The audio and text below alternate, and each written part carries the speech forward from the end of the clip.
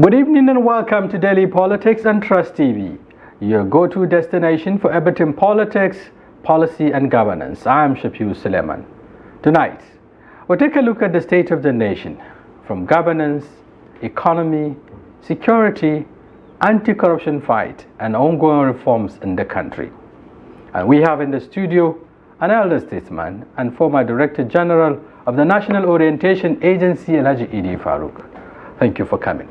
Thank you very much for having me. It's good to see you once again after a while. I remember the last time you were here. You are the one that disappeared. The last time you were here was more or less abandoned me, so to speak. A couple of months ago. Thank you very much for coming. Thank you, please. And viewers, to set the stage for the conversation, I did mention that we will be looking at some of the issues in the polity, especially the ongoing reform in the country. Now, let's take a look at these videos. From what transpired yesterday at the Senate and what happened today, Nigerians would have to see, or rather, judge, see for themselves what has transpired in the upper legislative chamber. Let's roll the videos.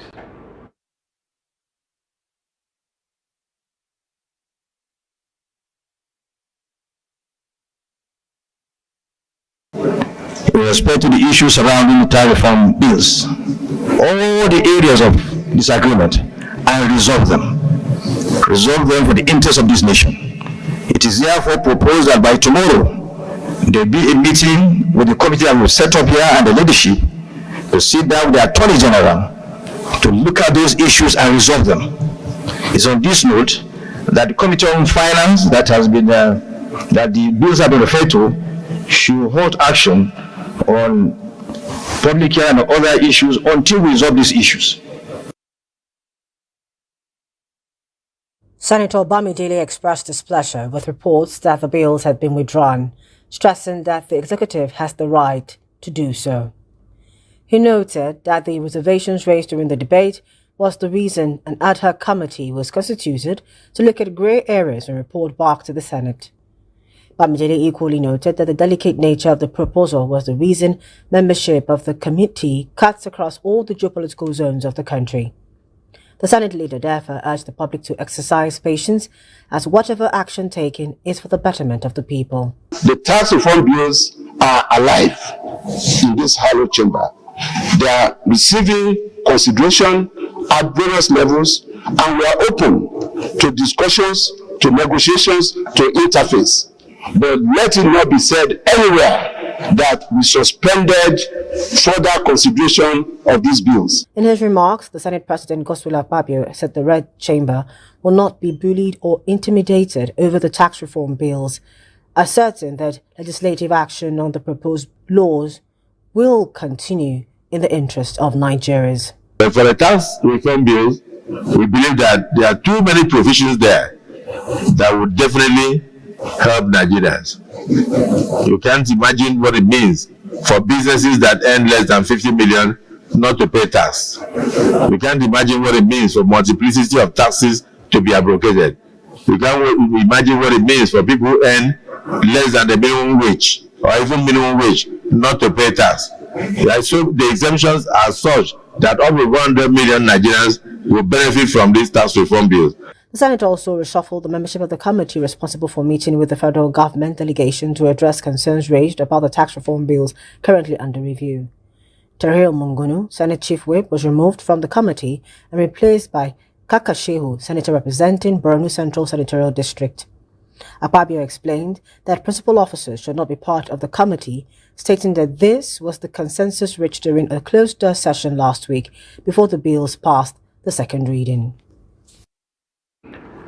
Now, that was this was actually the proceedings of yesterday at the upper legislative chamber, the Senate, where the Deputy Senate President, who presided over, did mention that the House agreed, to suspend deliberations on the controversial, tax reform bill until issues are resolved.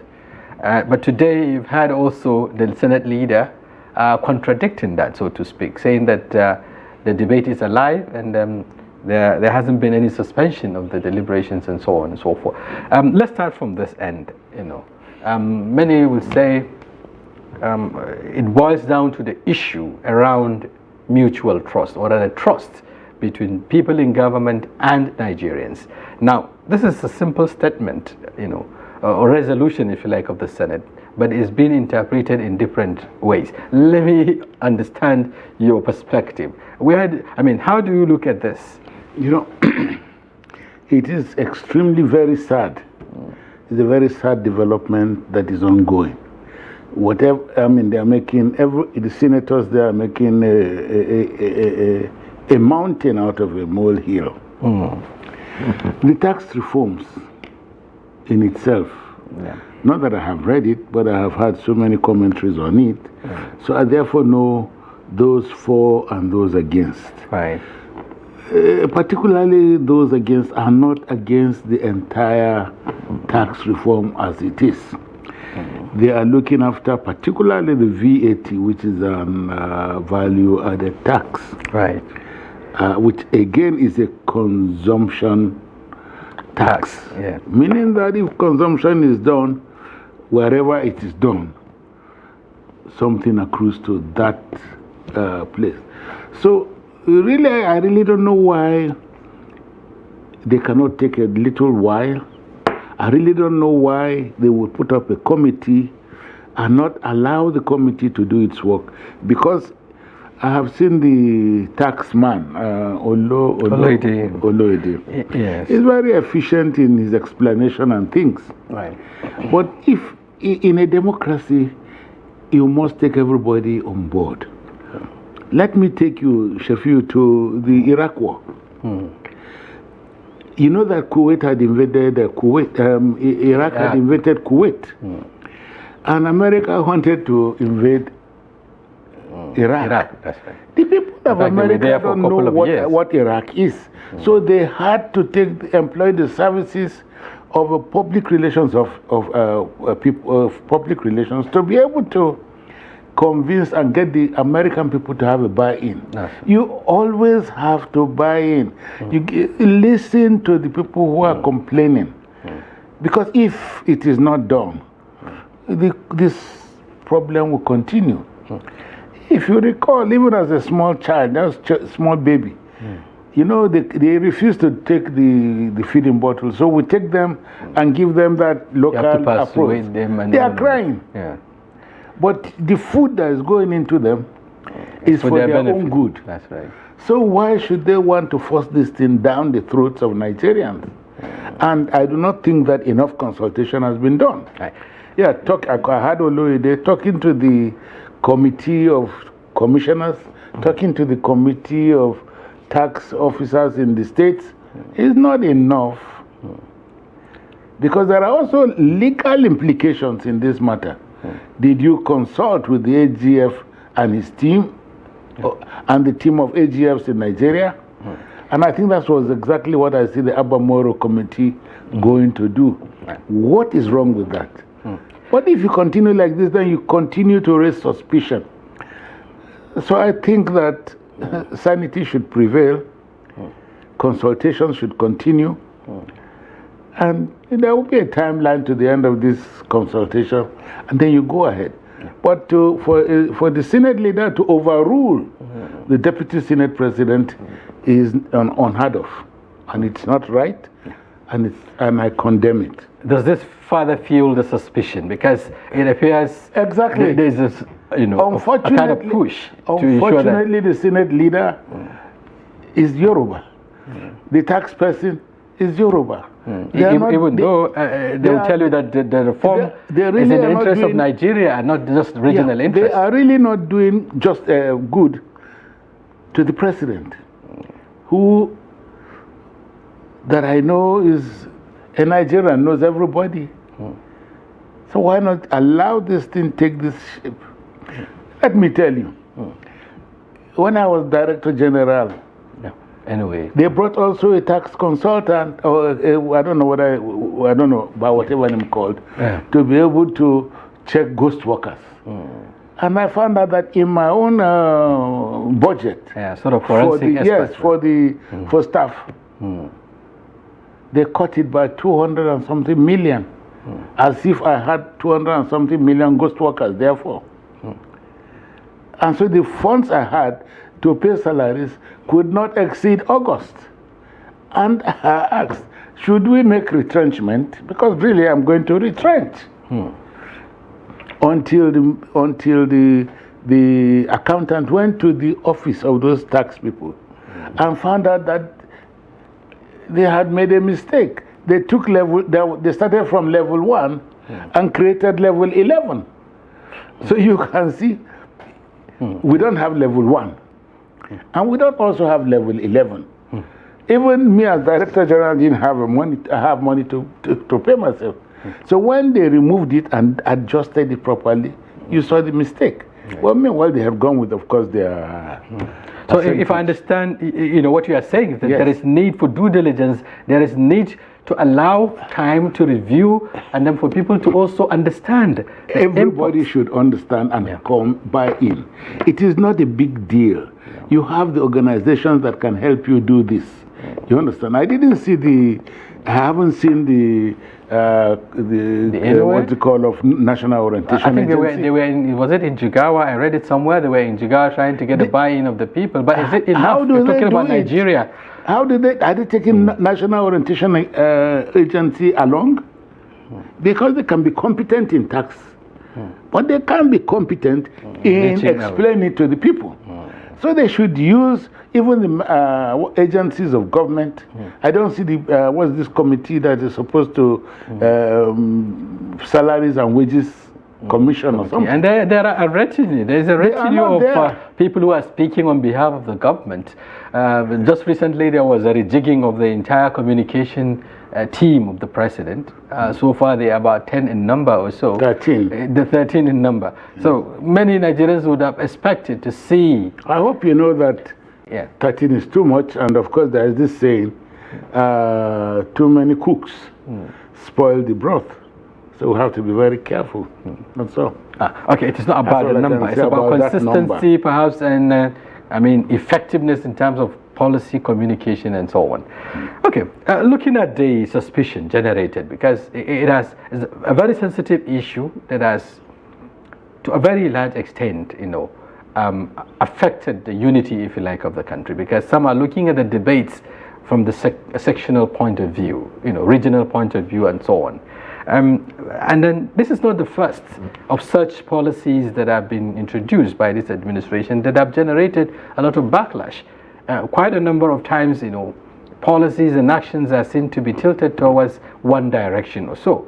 And then there is this mutual suspicion, among the citizens. You know the president pretty well. Do you think this is the right way to go? Coming up with policies that will polarize people along those lines? I think the president should understand and appreciate the fact that those people, the governors forum, are not against him. They are still with him. But if they see it and they do not understand, there is need, because even the Oloyede group team, they did not consult with the governors. They consulted with their commissioners. And even though the commissioners are also representatives of the governors. So I think what is wrong with consultation? I think consultation is good approach to do that. What is wrong with talking about it? Because you make a good thing look bad if you do not consult. And why, like Zulum says, why the hurry? Because why the hurry? All this consultation we're talking about can be done within 1-2 weeks. And it will still go on. Is there anything wrong with the approach? Because it appears this has been consistent with this administration, some would say. The removal of subsidy, for instance, was done without Nigerians knowing what was going to happen. Today, the country is in where it is because of that policy pronouncements, the removal of subsidy and the subsequent removal of a subsidy on energy, electricity, and so on and so forth. But we've seen the government vigorously coming up after these pronouncements and seen the backlash to begin to engage Nigerians. And here we are with a similar kind of approach. A very sensitive bill, already taken to National Assembly without engaging the people. And now when there is a mounting backlash. Government is coming all out to say, no, this is what it is. And no doubt that approach is wrong.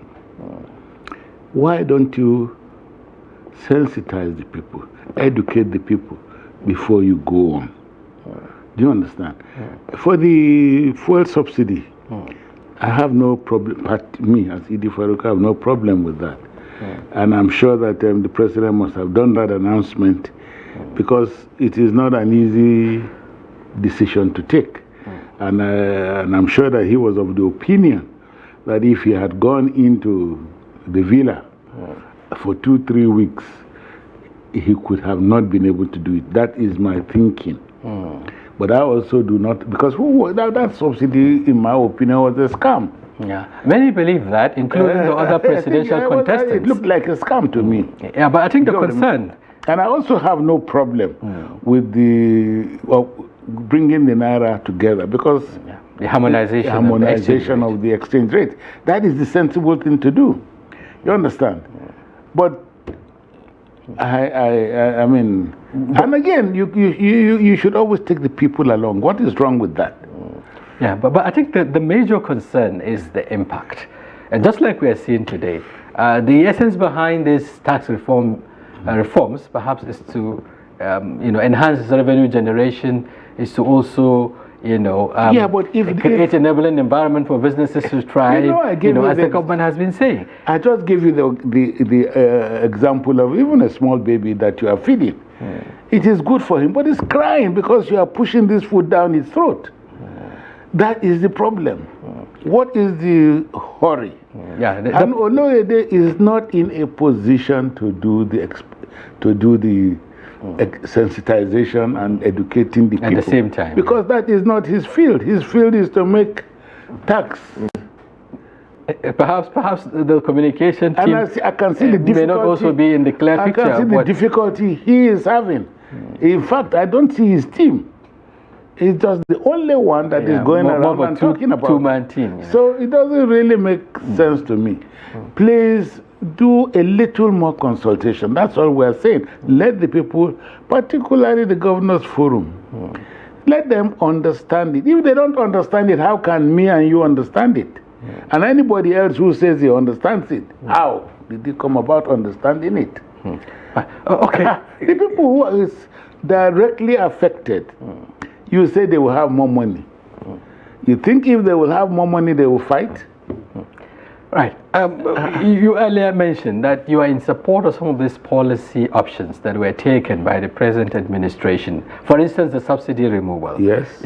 But almost 2 years down the lane, the concern among Nigerians is that they are yet to see the impact. They were told that if this subsidy is removed, money will be made available for development, money will be made available for other critical sectors like healthcare, education, and so on.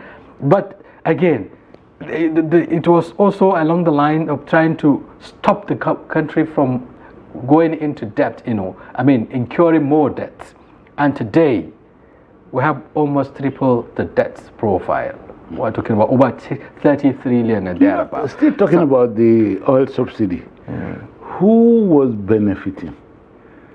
I think what Mr. President should even do right now is to throw the searchlight into NNPC. Because a lot of fraud is being perpetuated in that NNPC. Is it NNPC? Is it NNPCL now? Yes. Because it has been... In fact, that even confuses me more. Because they are a company now, limited like anybody else, but they are still dictating the tone. Well, but they said they're still like the piper who dictate the tone. So really, what's going on? That's the question I ask. But the belief is that the sector has been deregulated. It has been deregulated, and it is now, being dictated by. It is. It is now being run by the dictates of the international oil market. You see, what is happening? It is a very sad commentary on the NNPC and its officials. Look at, for instance, the Dangote Refinery.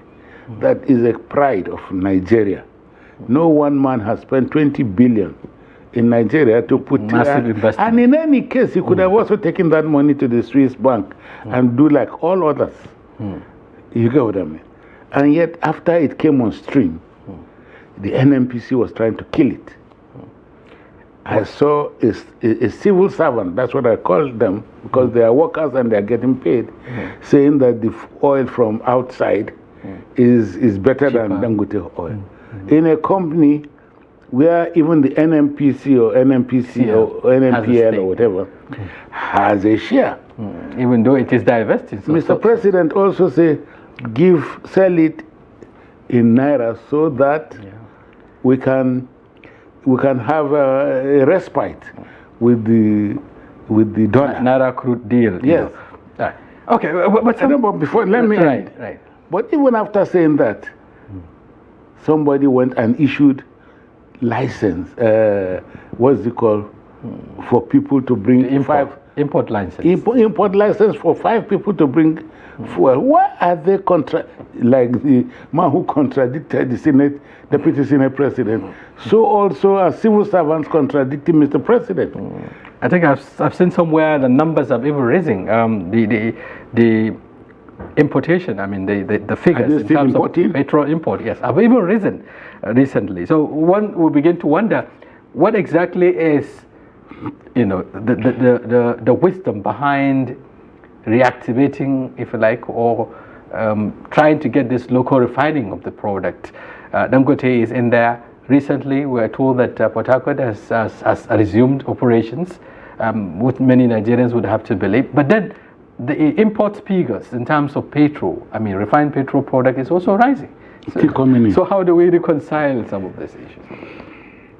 Then we'll go back to the story of corruption. Otherwise, what's going on? Dangote has enough to feed the Nigerian. Even beyond. Even beyond. Because he's selling to now you also say you have fixed Port Harcourt. So Dangote plus Port Harcourt can give all of Africa fuel. Suddenly. But you still are importing. Then you ask yourself, I should ask you, what's going on? What is really, really going on? And who is bigger than the president? President gives a directive and you do as you wish. It doesn't make sense to me. But the marketers were also saying that the nature of the market now allows them to also, looking at where they can get it cheaper, they can import.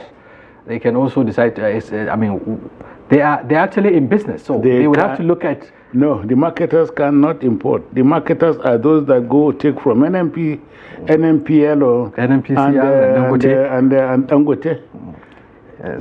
But then they've been issued the license. They can also import.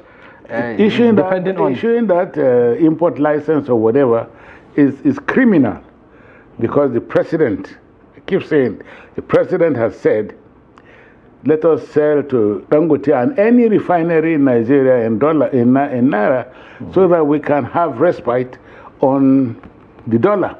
But now you still say you are giving out a license to go and import. It is very suspicious, and I can only attribute it to corruption. So I think the president should, beam a searchlight, or perhaps take an exceptional, attention to what is happening in the oil and gas industry. And coincidentally, the president is also the Minister of Petroleum. I mean, substantive minister. We have the Minister of State Petroleum and so on. But yet all of this is happening. At some point there were issues around, cartel also running a private refinery elsewhere, outside the country, and all of that. So how can the government build public trust in the entire operations in the oil and gas sector? By sanctioning all those who override the president's directives. Why? Who are you? President says, this is what I want, and then you go do what you want. They should show him who had the way out. And but the president is very long-suffering, in my opinion, and very forgiving otherwise. So many of them should have been out. Yeah, but shouldn't, still talking about what is happening in the oil and gas sector. In the oil and gas sector, there has been, when the Port Harcourt refinery actually resumed operation. Has it? Yes, I want to believe that. I think it's still loading now. So there has been this, celebration all over the country that at least with that, and also the coming of the Dangote refinery, Nigeria's energy sufficiency will be enhanced. But there are also concerns around, activating Warri and Kaduna refineries. We've seen the timeline missed by the Port Harcourt refinery, about 7 deadlines that were missed. Do you have confidence that these 2 other refineries can come and stream, anytime soon? How can I have confidence in these 2 refineries? I am not even confident that the Port Harcourt one is up on stream, because I hear all sorts of stories. So I mean, I don't even believe that the Port Harcourt one is on stream. And if it is, let them take your reporters like you, a team of reporters from, let us see it and believe. Well, there were videos what I heard was that only 4 or 5 trucks came out on the Tuesday, after the Tuesday that they commissioned. And it's not on record that people are going, trucks are being, nobody's seen any trucks. So how are they dispensing the petrol that they are making? So I really don't believe. So I mean, there's need for enhanced transparency. It's also very criminal to say that operations. To refurbish that place, you are paying $1.6 billion. Doesn't make sense. 1.6, is it 1.6 or 1.5? Okay. It is ridiculous in my opinion. But corruption is the master. Talking about corruption again, there was this recent breakthrough, some would say, by the anti-corruption agency, the EFCC, discovering a very massive estate, which was said to have been built with, monies that are not legitimate, so to speak. There was a court injunction that gave the EFCC demanded to seize this, real estate, which was discovered, I think, in Lokogoma or so. Over 730 thereabout, duplexes. 753, I hear. Yes, yes. So, what do you make up of this? What does this say about systemic corruption in Nigeria? Because this is massive, some would say. How is it possible for one man, to amass this wealth? No, I'm sure it must have been a consortium of thieves, so to speak. 755, that's a whole town. So I don't believe that it's for one man who owns it. I think it's a consortium of people. Or if you like, you remove people and say consortium of thieves. You are not wrong. But the fight against corruption by EFCC, to me, is looking wishy-washy. Fortunately, they have arraigned Bello. Finally, after all the hide and seek.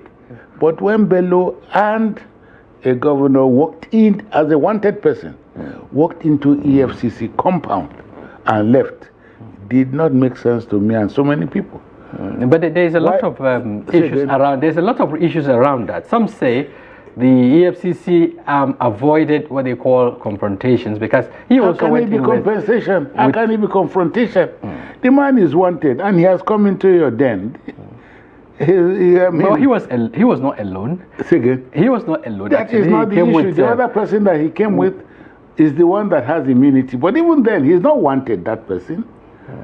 So really, I didn't see how. But you saw what transpired, when the EFCC operatives were also looking for him, and then there was, almost shooting. Yes, at his residence there in.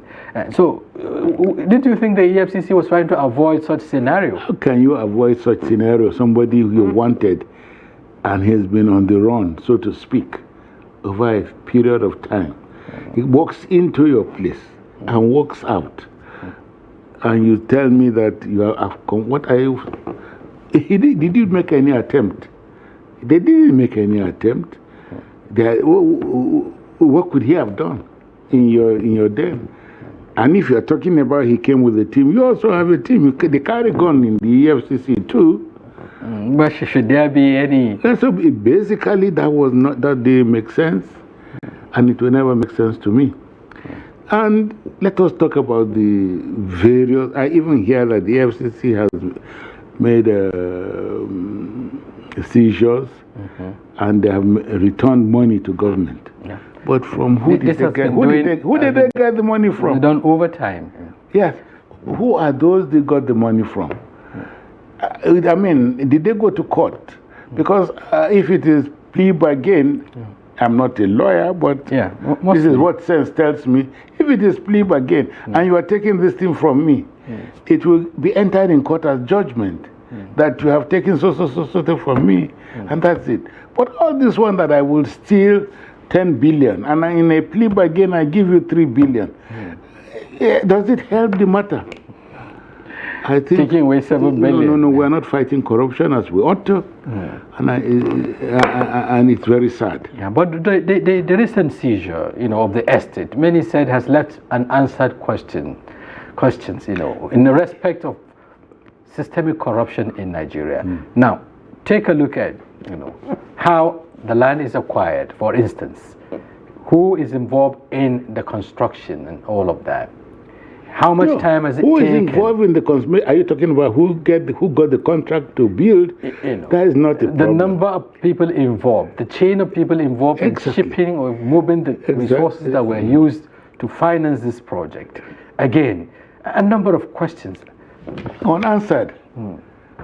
So how do we unravel some of these things? How come I'm not in a position to unravel? The people who are supposed to unravel this thing are keeping everything under the carpet. For God's sake, who are the owners of those houses? How did they acquire it?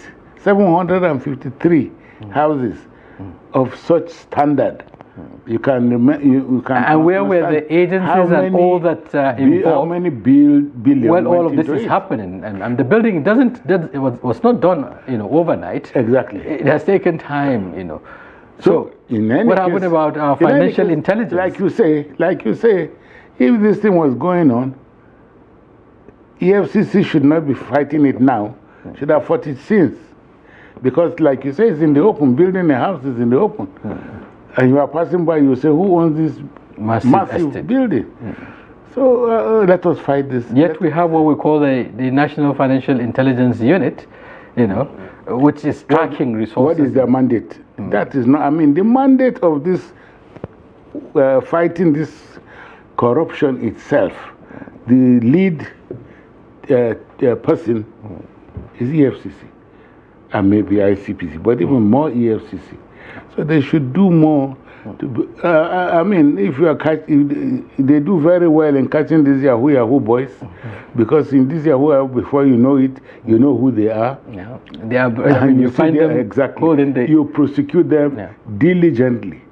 But this high-profile guy, you never prosecute them diligently. Even the prosecution is done wishy-washily. You talked about plea bargain earlier. You talked about plea bargain earlier. Exactly. We've seen how quite a number of people that have been prosecuted over corruption allegations. Today the issue has been. Let me give you why do we hide? Take for instance the Accountant General. Why do we hide names? Don't we need to know those people who are suffering us in Nigeria? Don't we need to know? We deserve to know. Take a look at the Accountant General case, the ongoing probe, if you like, or prosecution of the former CBN governor. Again, at some point, even talking about seizure, or rather forfeiture, at some point we were told that a number of houses belonging to the chairman presidential task force on pensions, Abdul Rashid Maina, at some point, I think were confiscated. Those houses, what is the status? How exactly? There's too much you just seize, and we do not even know. Maybe it's just seized from one person to another from one thief and another thief takes over. Otherwise, what's going on? And let me tell you, corruption is the bane of our development. We cannot progress until we take this thing head on and do it properly. A friend of mine is a lawyer over 25 years ago, says to me, he's a lawyer. Yeah. He refused to be a son because he believes that it has been bastardized, so he won't apply and take it. But he's a very smart and good lawyer. He says that nobody will bring his investment into Nigeria with the kind of justice system we are operating. You get what I mean? You come in with your dollars, God knows how much, and I steal it, and you have nowhere to get recourse. But we have our presidents moving from one country to the other, looking for investors to come into Nigeria. I think that is also a thing in the right direction, because the president is supposed to be our chief public relations officer for the country. So, yes, what he's doing is being negated here by what is happening. Do you understand? Look at this scenario. You bring your money, I take it. You go to court, and it stands 10 years, and you are a British man or American, and they hear it yonder. How can they bring in their money? They only come in their investment, they come with an empty briefcase, and then go with their money. But not coming with a briefcase full of money. No, they don't do that until we change our ways.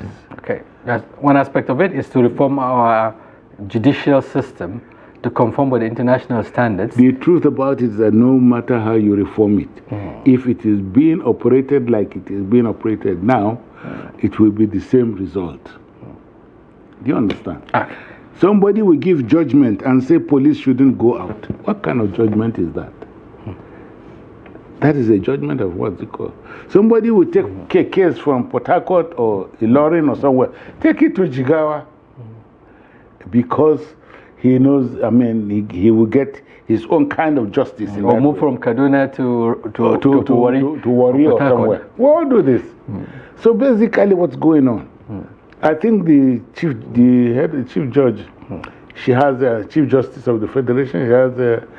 She has a lot of work to do. Let's look at international politics a bit. Recently, Mr. President was in France.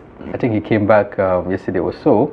There has been concerns around this romance, with France. 2 state visits by the president, and some concerns around why is France interested in, this renewed partnership, if you like, with Nigeria, and also concerns around, the fact that a number of countries, Francophone countries, have exited, or rather have shift allegiance, from France and so on. What are you looking at? Shafi'u, let us put it like this. If I come in here, you are a friend of mine, apparently, and you begin to treat me with such, like an egg, it raised a red flag in me. Because really, the way that our president was received, to me, is very suspicious. You get what I mean? Roll the kind of red carpet that they did and things like that. France, is France a good ally to anybody? Don't forget, France it is that removed even the rail lines when they fell apart with Sékou Touré. And we look at the French, all our brothers and sisters around us, leaving France. Niger, Mali. And now we are going into this, it's more like Daniel going to the lion's den, the way I see it. I do not think that it spells well for Nigeria, but it's my hope. Yeah. Could it and I pray that it does, but I can't see light at the end of any tunnel with But could it be strategic, looking at the recent happenings in the United States, for instance, the change in government, so to speak, the election of President Donald Trump, has changed the equation, many will say. Nigeria would have to begin to look at, other partners and so on. We do not need any partner to develop. This is just my take. Every day I hear people say, donor agency, donor agency, donor agency, that. It makes us look like a beggarly nation. And we are not. We have everything more than I can say to make us the Dubai or the whatever of the world. It is this corruption thing. And if our judiciary will join hands with good Nigerians, you get what I mean, and help us fight this corruption, Nigeria will be better for it. But we shouldn't be going cap in hand, asking people to come and help us. Help us to do what? We have everything that it takes. We have the oil. It's not finished. We have gas. We have gold. We have everything that you can. God is just kind to us. And we are not kind to ourselves. What we're lacking perhaps is the required leadership to push, or rather to make these things happen. I think the president thinks it will be in our interest. And I hope it is in our interest. But I do not, this hope is a little shaky. Because I do not trust France. They have not even liked Nigeria before. Even in the Biafran war, they didn't side with us. Do you understand? And that is how they are. If Niger would throw them out, Burkina Faso throw them out, Mali throw them out, Senegal throw them out, what are we going now to meet them for? Indeed, since they need us, why didn't they come here to us? Why are we the ones going there? Because they need us more than we need them, with the goings on around them. You get what I mean? Another concern many will raise is, I don't know whether the deadline has expired of these countries pulling out of ECOWAS, Niger, Mali, and Burkina Faso. I think, moving out of ECOWAS to form as a their result. own. Yes, this many felt should have been given the necessary attention by the president, who doubles as the president. I mean, the chairman of ECOWAS, for instance. Do you think there is, at the diplomatic level, there is something much that is being done to see how this issue can be resolved? Why didn't you ask me if I hope that this thing is being done? Because really, I hope that this is being done, because some of them are our very close neighbors. Niger is our very close neighbor. Chad is our close neighbor. And what would be the implication on security? And the implication on security. In particular, Because they don't give a damn. They see us as their enemies now. So anything can happen to us is not their business. But if it goes into their own territory, they fight it. So really... And we're beginning to see, the metamorphosis, if you like, or the springing of another terror group, talking about the Laukurawas. Exactly. Coming from that axis. And they can come in from Chad, they can come in from Niger, they can come in from Mali here. So, Africa first. So I think something needs to be done in terms of our relationship. I think Africa first should have been in my opinion, should be Africa first. But if we don't do it and we now go to the enemy of your enemy, maybe is a friend, but we should watch it. France has not got a good record over the years, and I cannot see them having changed from how they were. Perhaps for their own interest, perhaps. Everything is in their interest. Right, okay. I understand we're running out of time. Let's talk about politics a bit. 2027 is generating a lot of attention and concerns. There are groups 2027. 2027. Yes, groups are coming up. We're beginning to see some alignments, a realignment of forces ahead of 2027. Now, recently there was this statement by chairman of the Area Consultative Forum. Alhaji. Yes. The chairman, who was suspended, but I understand he was reinstated. He did mention that the North would support a northern candidate 2027, and it generated some backlash. He was suspended along the line, but he was reinstated. The permutations around 2027. Where do you stand? How are you looking at it? You see, first and foremost, when we do our calculations, are we putting God in the mix? Do we own our lives? Really. Who tells you that those people forming groups and things will be alive to 2027? Let us get good governance going on now. I don't see how, if you say northern candidate, southern candidate, I am not for this northern south. Regional. Northern south, no, it's totally undemocratic in my opinion. Do you understand? For us to say after the north, it goes to the south. Don't forget, even when it was north, there were so many northerners against whoever.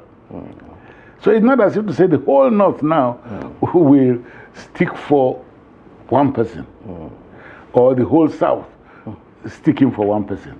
So let us get our equations right. Let us have good governance as we speak. How do we get good governance? Going by the statement of your friend, Which one?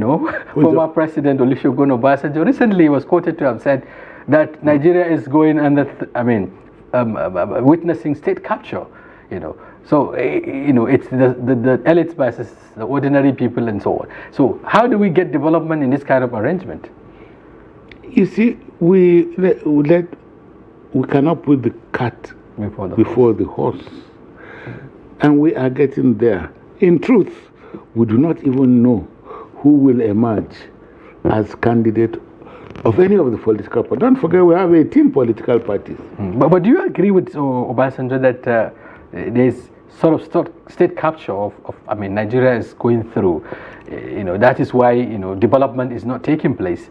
Resources are skewed in favor of. I thought that state capture should have helped development. I thought there should be an elite consensus towards development. That state capture can help development. But that is his opinion. Why should I comment on his opinion? But this has been do I have to a recurring disagree? issue. That is his opinion. That's what I don't know what he is saying to make that what's it called. I have my own opinion too. But things are not going well, and there is poverty and hunger in the land. It's not hidden. It's staring us in the face. You get what I mean? And what I will ask government to do, in my opinion, is to wake up. What are your ministers doing, Mr. President? You just made recently some minor reshuffle. A reshuffle, which we expected was going to be deep. It didn't go down deep enough. I can assure you, Shafi'u, I will fail an exam, and you too will fail if you are put here and put millions of naira here and say, name every minister and the ministry. You won't get it right because so many of them are sleeping. If you ask me, the only person you can wake and say you are working is Wike. And if all these ministers are awake, it will remove the pressure on Mr. President because he's taking the flak now as we speak. They are being ministers. And I want to applaud even the new minister in the Ministry of Education because he's doing the right things. I just saw him on television going to visit. You don't sit down here and wait for results because you will be misled, no doubt. So what's your final words, especially for Nigerians who have been told to be patient? There is light at the end of the tunnel. But 2 years down the line, there's still, I hope that tunnel is not endless. You get what I mean? If the tunnel is endless, you won't see no light. So let us pray and that the tunnel is just around the corner. Because if I was in government, for instance, even for this Yuletide period, could have imported food so that you can crash down the price of food. You get what I mean? Not give palliative, but bring food to the market. But this has been have been promised over time. The government is doing this, bringing in grains and all of that to crash the price. You said over time they are bringing. It's a promise. It's a promise. At what point shall we gaffer ourselves? Right, thank you very much, Alhaji Idi Farouk, former Director General, National Orientation Agency, and elder statesman. Thank you very much for your perspectives on the platform tonight. We appreciate your coming. Nagodi, thank you very much. I appreciate it. Right. On behalf of our guests and the technical crew, viewers, that's a wrap on today's edition of Daily Politics. We appreciate you for being a part of the show. Until tomorrow, we'll be back with another interesting topic and personalities. Remember, tomorrow is also a day you have your say because it's going to be interactive. So keep it with us. We'll be back tomorrow with another interesting topic and personalities. Until then, I am Shafi'u Suleiman. Many thanks for being there.